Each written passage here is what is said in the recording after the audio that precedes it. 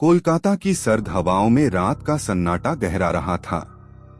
शहर के दक्षिणी हिस्से में स्थित एक पुरानी हवेली के भीतर रॉय परिवार की संपत्ति में सन्नाटा पसरा हुआ था।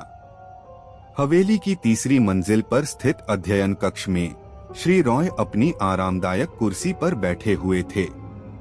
कागजात बिखरे हुए थे और उनकी बंदूक उनके हाथ में थी। दरवाजा धीरे धीरे खुला और अंदर प्रवेश किया जासूस बमकेश ने। उनके साथ था उनका साथी अजित, जो उनके हर कदम पर उनके साथ खड़ा रहता था। पुलिस पहले ही इसे आत्महत्या मान चुकी थी, लेकिन बमकेश की नजरों ने कुछ अलग ही कहानी बयां की। यह बंदूक गलत हाथ में है, बमकेश ने धीरे से कहा। श्री रॉय दाएं हाथ से लिखते थे। अजित ने उनकी बात ध्यान से सुनी और कक्ष का निरीक्षण करने लगा। उसकी नजर खिड़की पर गई, जो थोड़ी सी खुली हुई थी। बाहर तेज बारिश हो रही थी और बारिश की बूंदें फर्श पर गिर रही थीं। अजीब बात है, अजित ने कहा, इतनी बारिश में खिड़की खुली कैसे रह सकती है? बमकेश ने उसकी ओर देखा और अपने होठों पर एक हल्की मुस्कान लाई। कहानी अभी शुरू हुई है, अजित। यह मामला आत्महत्या नहीं है, यह हत्या है। अगले दिन सुबह कोलकाता पुलिस स्टेशन में हलचल मच गई थी। श्री रॉय की मौत अब एक हाई प्रोफाइल केस बन चुकी थी। परिवार के सभी सदस्य, श्रीमती रॉय और उनके दो बेटे देब और अभिजीत पुलिस स्टेशन पहुंच चुके थे। हर कोई अपनी जगह से हिलडुल रहा था, लेकिन बमकेश और अजित एक कोने में खामोशी से खड़े होकर सबका निरीक्षण कर रहे थे। किसी का व्यवहार असामान्य है, अजित ने फुसफुसाते हुए कहा। बमकेश ने सिर हिलाया और अपनी नजरें अभिजीत पर टिका दी। अभिजीत रॉय का चेहरा तनावग्रस्त था, लेकिन उसकी आंखों में कुछ और भी था, गुस्सा या शायद डर। इसी बीच पुलिस इंस्पेक्टर सिंह ने परिवार के सदस्यों से पूछताछ शुरू की। देब, बड़ा बेटा, जो हमेशा अपने पिता का विश्वास पात्र रहा था, बहुत शांत लग रहा था। वहीं अभिजीत थोड़ा बेचैन था और बार बार अपनी घड़ी देख रहा था। श्री रॉय के साथ आपका आखिरी संवाद कब हुआ था? सिंह ने देब से पूछा। कल रात 9 बजे। वह अपने ऑफिस में थे और मुझे कुछ व्यापारिक दस्तावेजों पर हस्ताक्षर करवाने थे। सब ठीक था, देब ने स्पष्ट आवाज में जवाब दिया। और अभिजीत? सिंह की नजरें अब अभिजीत की तरफ मुड़ी। मैंने उनसे बात नहीं की, अभिजीत ने थोड़ी हिचकिचाहट से कहा। हमारा कुछ समय से बातचीत बंद थी। बमकेश ने एक गहरी सांस ली। बहुत कुछ छिपाया जा रहा है, उन्होंने धीरे से कहा। इस परिवार में कुछ गंभीर दरारें हैं। अजित ने अब अपने नोट्स देखे। सर, श्री रॉय का सचिव सुनील भी पुलिस स्टेशन आ गया है। वह इस केस का एक महत्वपूर्ण गवाह हो सकता है। बमकेश और अजित ने सुनील से पूछताछ शुरू की। सुनील, जो वर्षों से श्री रॉय का विश्वास पात्र रहा था, बेहद नर्वस दिख रहा था। श्री रॉय के व्यवहार में पिछले कुछ दिनों में कोई बदलाव? बमकेश ने पूछा। सुनील ने थोड़ी देर तक सोचा। वह थोड़ा तनावग्रस्त लग रहे थे, खासकर पिछले हफ्ते से। उन्होंने कुछ बड़े सौदे पर काम किया था, लेकिन उसके बारे में मुझे ज्यादा जानकारी नहीं है। किस तरह का सौदा? अजित ने हस्तक्षेप किया। कुछ विदेशी निवेशक के साथ। मुझे केवल इतना पता है कि वह काफी गोपनीय था। बमकेश ने एक पल के लिए सुनील को देखा। तुमने कभी किसी महिला को उनके साथ देखा? एक ऐसी महिला जो सामान्य तौर पर उनके संपर्क में नहीं रहती? सुनील ने सिर हिलाया। हाँ, एक बार। शायद कुछ हफ्ते पहले एक महिला उनसे मिलने आई थी। मुझे उसका नाम नहीं पता, लेकिन वह काफी प्रभावशाली लग रही थी। क्या तुम उसकी शक्ल पहचान सकते हो? अजित ने उत्सुकता से पूछा। शायद, अगर मैं उसे फिर से देखूं तो। यह बमकेश के लिए एक नया सुराग था। तुम्हें उस महिला के बारे में और कुछ याद हो तो बताओ, ब्योमकेश ने कहा। वह इस केस की चाबी हो सकती है। ब्योमकेश और अजित अभी सुनील से और सवाल करने ही वाले थे कि तभी एक कांस्टेबल तेजी से अंदर आया और बोला, सर, एक और हत्या हो गई है। ब्योमकेश और अजित दोनों चौंक गए। वे तुरंत घटनास्थल की ओर भागे। इस बार पीड़िता थी सुनीता, जो श्री रॉय की निजी सचिव थी। उसे उसके अपार्टमेंट में मारा गया था और हत्या का तरीका बिल्कुल वैसा ही था जैसा कि श्री रॉय की मौत के समय था। यह कोई संयोग नहीं हो सकता, अजित ने कहा। कोई हमारे बहुत करीब है जो हमें चकमा दे रहा है। ब्योमकेश ने अपार्टमेंट का निरीक्षण शुरू किया। सुनीता का शरीर बेडरूम में पड़ा था और उसकी गर्दन पर गहरे निशान थे। कमरे में सब कुछ बिखरा हुआ था, लेकिन ब्योमकेश की नजरें फर्श पर पड़े एक छोटे से टुकड़े पर टिक गईं, एक टूटा हुआ चूड़ी का टुकड़ा। महिलाओं का जुड़ाव इस केस में गहरा है, ब्योमकेश ने बुदबुदाया। लेकिन कौन? अजित ने पूछा। और क्यों? यह हमें जल्द ही पता चलेगा, ब्योमकेश ने कहा। लेकिन पहले हमें यह समझना होगा कि सुनीता की हत्या क्यों की गई। हो सकता है वह कुछ ऐसा जानती थी जो कातिल नहीं चाहता था कि बाहर आए। जैसे जैसे जांच आगे बढ़ रही थी, एक और रहस्यमयी किरदार सामने आया, माया। माया एक खूबसूरत और रहस्यमयी महिला थी जिसका नाम ब्योमकेश ने पहले भी सुना था, लेकिन कभी उसकी पहचान नहीं हो पाई थी। वह कोलकाता के उच्च समाज में चर्चित थी और अक्सर महत्वपूर्ण बिजनेस डील्स में उसकी भूमिका होती थी। ब्योमकेश और अजित को सूचना मिली कि माया हाल ही में श्री रॉय के साथ एक निजी बैठक में शामिल हुई थी। वह बैठक उनके व्यापारिक सौदे का हिस्सा थी जो सुनील ने उल्लेख किया था। हमें माया से मिलना होगा, ब्योमकेश ने कहा। अगर वह इस खेल का हिस्सा है तो वह कुछ न कुछ जानती होगी। अजित ने माया का पता लगाने की कोशिश की, लेकिन उसकी जानकारी सीमित थी। वह रहस्यमयी तरीके से हर जगह मौजूद थी, लेकिन फिर भी उसकी पहचान बहुत कम लोग जानते थे। यह महिला, अजित ने कहा, उसके बारे में जितना हम जानते हैं उससे कहीं ज्यादा खतरनाक हो सकती है। माया का पता लगाने के लिए ब्योमकेश और अजित को कोलकाता के उच्च वर्ग के इवेंट्स में शामिल होना पड़ा। वे जानते थे कि माया अक्सर इन पार्टियों में देखी जाती थी। अजित ने अपने एक पुराने संपर्क का सहारा लिया जो उन्हें एक ऐसे फंक्शन में लेकर गया जहां माया को देखा जा सकता था। वह एक आलीशान होटल में आयोजित एक व्यापारिक सम्मेलन था जिसमें बड़े उद्योगपति और विदेशी निवेशक शामिल थे। यहाँ माया आएगी, अजित ने ब्योमकेश से कहा। यह उसकी दुनिया है। ब्योमकेश ने भीड़ का गहराई से निरीक्षण किया और थोड़ी देर बाद उसकी नजर एक महिला पर पड़ी, काले रंग की सिल्क साड़ी पहने। उसकी आंखों में एक रहस्यमयी चमक थी। वह भीड़ से अलग दिख रही थी और हर व्यक्ति उससे प्रभावित दिखाई दे रहा था। वह माया है, अजित ने धीमी आवाज में कहा। ब्योमकेश ने उसे ध्यान से देखा। उसकी चाल में आत्मविश्वास था और उसके आसपास लोग खुद को छोटा महसूस कर रहे थे। लेकिन ब्योमकेश जानता था कि यह औरत सिर्फ अपनी खूबसूरती और प्रभाव से काम नहीं करती, बल्कि इसमें कोई गहरी साजिश छिपी हुई है। माया से सीधा संपर्क करना मुश्किल था, लेकिन ब्योमकेश ने अपने दिमाग का इस्तेमाल किया।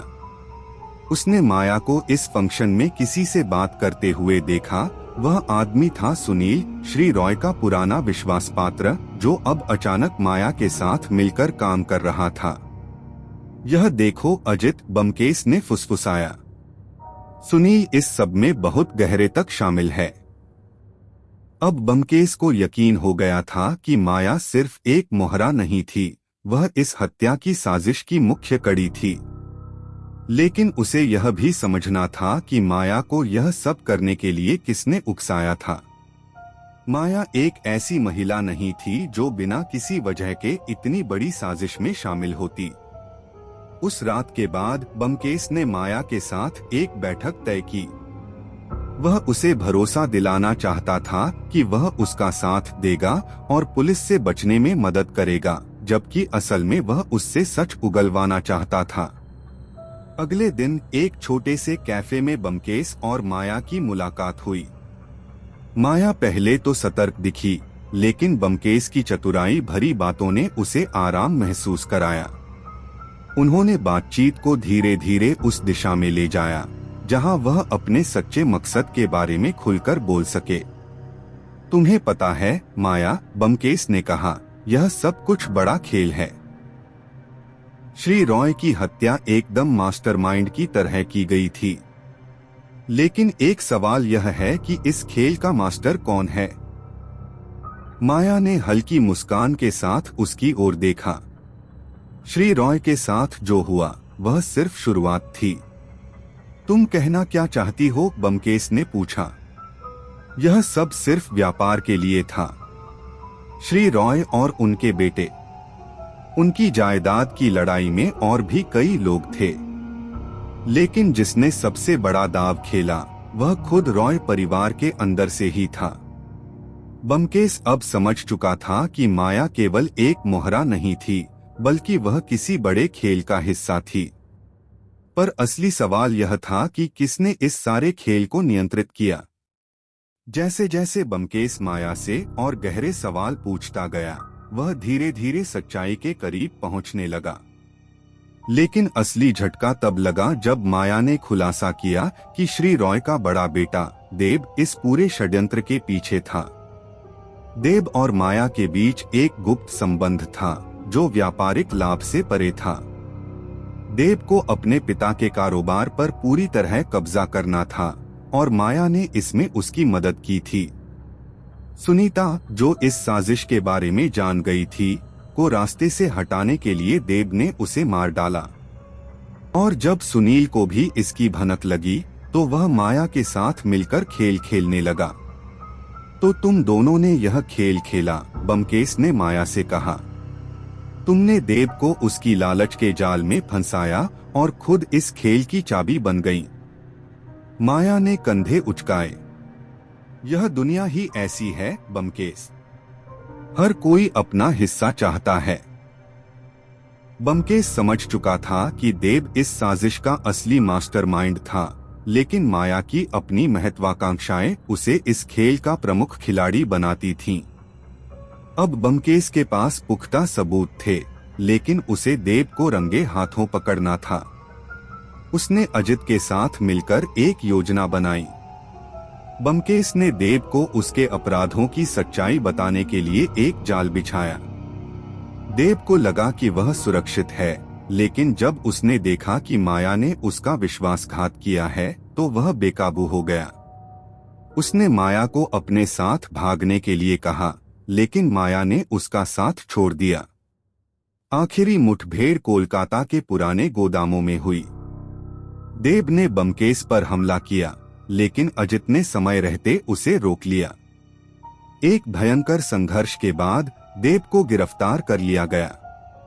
माया को भी पुलिस हिरासत में लिया गया, लेकिन वह अब भी मुस्कुरा रही थी, जैसे उसे अपने भाग्य पर कोई पछतावा न हो। मामला सुलझ गया था। देब को अपने पिता की हत्या और साजिश रचने के आरोप में दोषी पाया गया। माया ने भी अपने अपराधों को कबूल किया, लेकिन उसने कहा कि वह सिर्फ अपने फायदे के लिए यह सब कर रही थी। लेकिन ब्योमकेश अब भी असहज था। उसे लगा कि कहानी अभी खत्म नहीं हुई है। उसकी याद में अब भी वह इत्र की महक बसी हुई थी जो पहली बार श्री रॉय के अध्ययन में महसूस हुई थी। क्या कोई और खिलाड़ी था जो अब भी अंधेरे में छिपा हुआ था? ब्योमकेश ने सोचा कि इस मामले का हर पहलू शायद उसने नहीं देखा था। लेकिन तब तक कोलकाता की गलियों में फिर एक रहस्यमयी हत्यारे की कहानियां गूंजने लगीं। ब्योमकेश ने जैसे ही देब और माया को सलाखों के पीछे देखा, उसे एक अजीब सा संतोष मिला। लेकिन इस संतोष के पीछे एक गहरी बेचैनी भी थी। वह हमेशा से जानता था कि जब तक सभी खिलाड़ी सामने नहीं आते तब तक कहानी पूरी नहीं होती। वापस अपनी ऑफिस में बमकेश ने अपने नोट्स को फिर से खंगाला। वह सोच रहा था कि कहीं कुछ छूट तो नहीं गया। अचानक उसे सुनीता का नाम याद आया। सुनीता, जो श्री रॉय की सचिव थी, उसके पास कुछ ऐसा हो सकता था जो सभी घटनाओं को जोड़ता था। बमकेश ने अजित को फोन किया। अजित, हमें सुनीता की फाइलें फिर से देखनी होंगी। उसके पास कोई सुराग हो सकता है जो हमें देव और माया के संबंधों के पीछे के सच्चाई तक ले जाए। अजित ने तुरंत काम करना शुरू किया। मैं उसके अपार्टमेंट के दस्तावेजों की जांच करूंगा।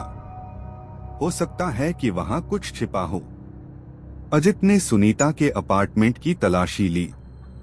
वहां उसे कई पुराने दस्तावेज मिले जिनमें सुनीता की रॉय परिवार के सदस्यों से बातचीत के नोट्स थे। एक नोट में एक समय की तारीख थी जब सुनीता ने लिखा था कि उसने देखा है कि देव और माया एक साथ मिलकर काम कर रहे हैं। यह तो एक बहुत बड़ा सुराग है, अजित ने बमकेश को सूचित किया।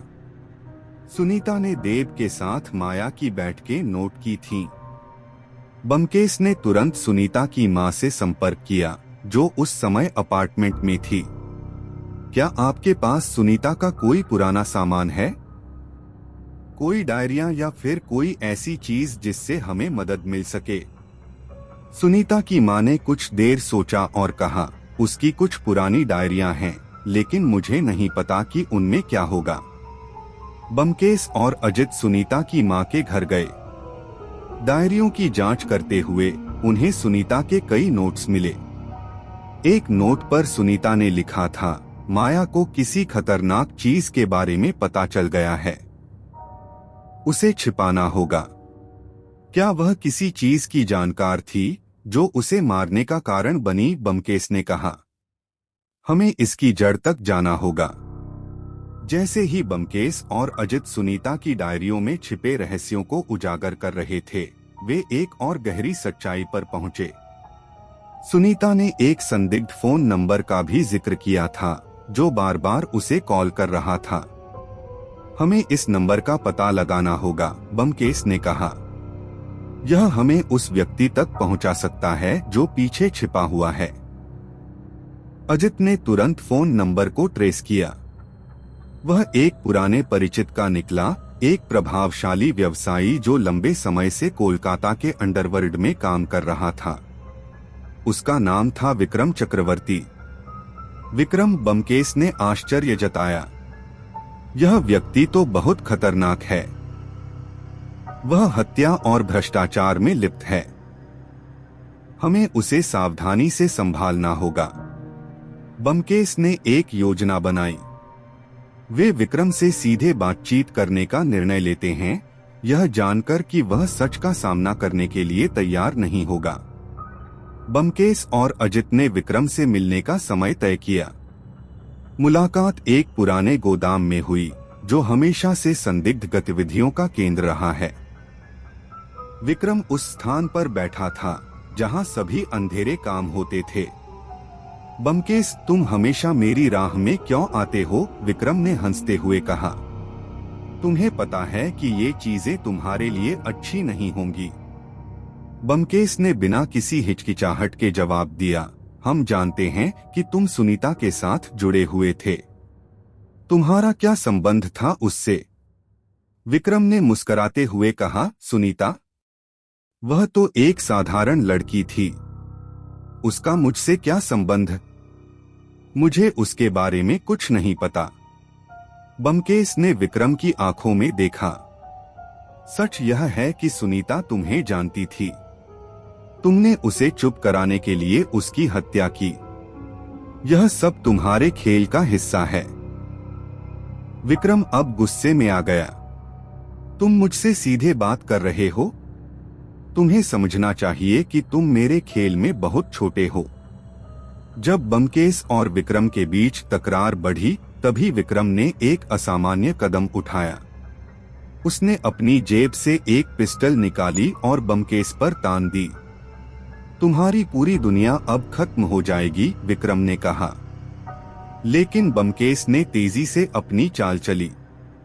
उसने विक्रम की आंखों में देखते हुए कहा, तुम सोचते हो कि तुम सबसे चालाक हो, लेकिन तुम्हारी सारी चालें अब खत्म होने वाली हैं। एक अचानक तड़क भड़क के बीच ब्योमकेश ने विक्रम के हाथ से पिस्टल छीन ली। तुम अब पकड़े गए हो। तुम्हारी सारी गतिविधियों को अब पुलिस जानती है। अजित ने पुलिस को बुलाया और विक्रम को गिरफ्तार कर लिया गया। ब्योमकेश और अजित अब जांच के अंतिम चरण में थे। उन्होंने विक्रम की गिरफ्तारी के बाद पूरी सच्चाई को उजागर किया। विक्रम ने स्वीकार किया कि उसने सुनीता को मारा था, लेकिन उसने यह भी बताया कि उसे देव की योजना का पूरा पता था। देव ने मुझसे कहा था कि वह अपने पिता के व्यापार में किसी भी तरह का हाथ नहीं चाहता था, विक्रम ने कहा। मैंने उससे पैसे लिए थे ताकि वह सुनीता को मार सके, लेकिन चीजें हाथ से निकल गईं। ब्योमकेश ने सुनीता की हत्या का असली कारण समझा, तो यह सब एक बड़ी साजिश थी जिसमें हर कोई शामिल था। लेकिन यह सब जानने के बावजूद तुमने उसकी हत्या क्यों की? विक्रम ने हंसते हुए कहा, क्योंकि मैं हमेशा सबसे आगे रहना चाहता था। कोई भी मुझे मात नहीं दे सकता। ब्योमकेश ने सभी सबूत इकट्ठा कर लिए और मामले को खत्म करने की दिशा में आगे बढ़ा। देव, माया और विक्रम सभी को न्याय के कटघरे में लाया गया। ब्योमकेश ने अपने काम के प्रति संतोष व्यक्त किया, लेकिन उसके मन में एक सवाल रह गया, क्या वास्तव में इस शहर में सब कुछ खत्म हो गया है? कई महीने बाद ब्योमकेश ने एक बार फिर से कोलकाता की गलियों में कदम रखा। उसने सुनीता की यादों को हमेशा अपने साथ रखा।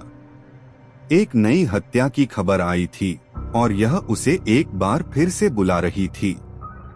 कभी कभी उसने अपने आप से कहा, एक मामला खत्म होता है, लेकिन रहस्य हमेशा जीते रहते हैं। जैसे ही वह शहर की सड़कों पर चलता गया, उसे महसूस हुआ कि अगले केस के लिए उसे हमेशा तैयार रहना होगा। कोलकाता की छायाएं फिर से उसे बुला रही थीं, और ब्योमकेश तैयार था, क्योंकि उसे पता था कि हर अंत एक नई शुरुआत होती है।